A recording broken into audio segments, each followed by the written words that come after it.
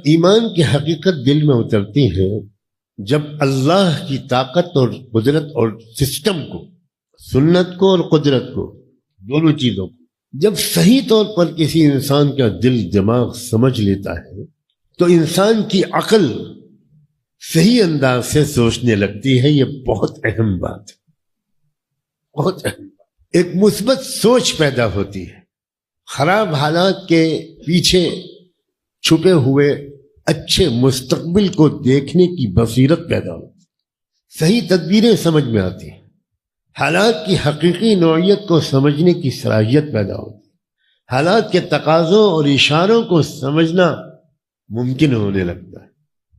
अक्सर हालात का ज़ाहिरी रुख जब मनफी होता है, तो उसी मनफी और नेगेटिव रुख के पीछे एक जबरदस्त पॉजिटिव मुस्बत मुस्तकबिल छुपा हुआ होता है।